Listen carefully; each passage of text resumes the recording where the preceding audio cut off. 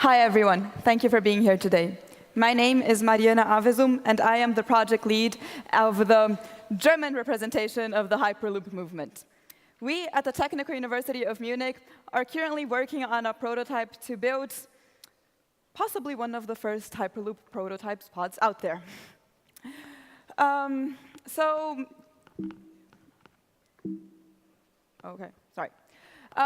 By now, everybody here already knows what is the Hyperloop, so I'm not going to spend so much time working on that.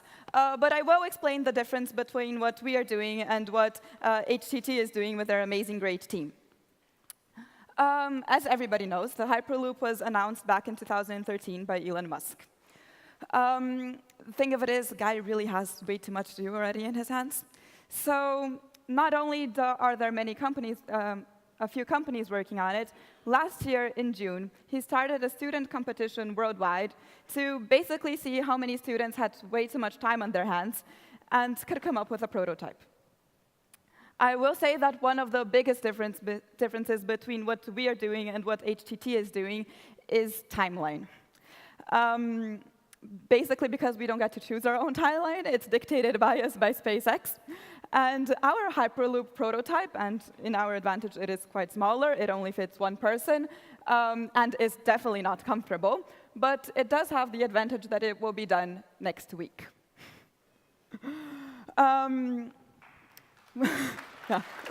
I hope so. When Musk announced the competition back in last year, originally 700 teams worldwide, over 700 teams worldwide, actually applied to join. And not many of them are still around. So I'd like to first of all introduce to you the amazing team that today is currently working on this. This is a quite current team picture of us at the back in Garching. You can see a few of these faces around here today. Talk to them. They are amazing engineers. And when you see a big team of 36 people, which definitely is less than 500, then you see what happens when motivation comes into play. None of us get paid, so the same thing as HTT. We all do this for the pure motivation and the pure, let's change the future of transportation. But this is no easy task. And it actually started not that long ago.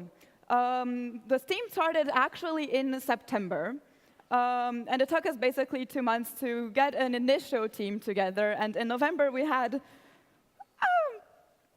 concept of how the Hyperloop could look like, magnetic levitation, as most people are using today.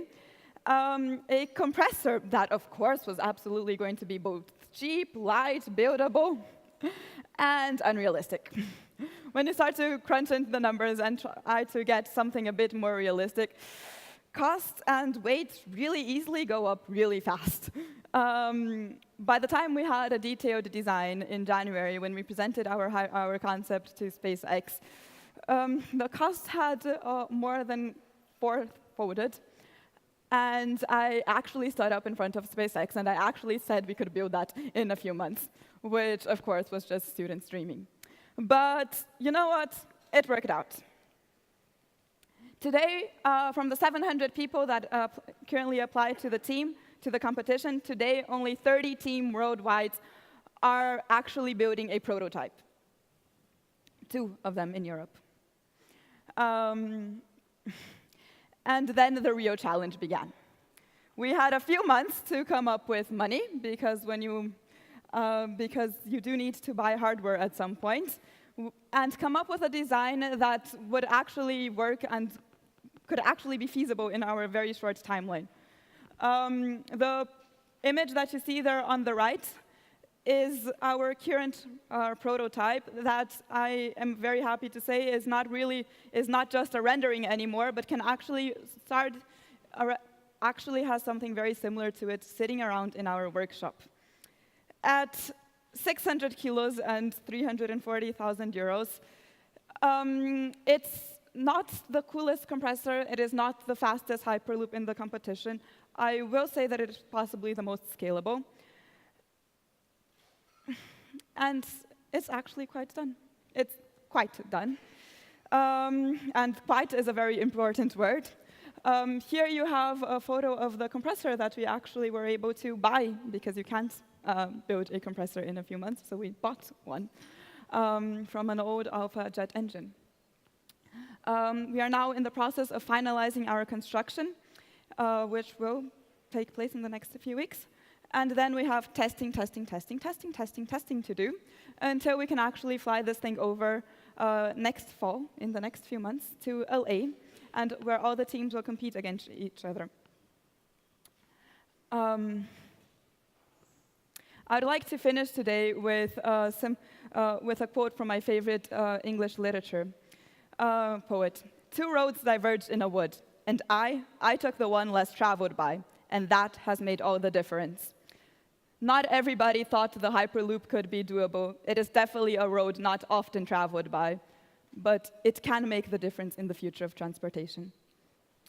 Thank you very much. As we are talking about crowdsourcing the Hyperloop today, I would also like to do a bit of ads.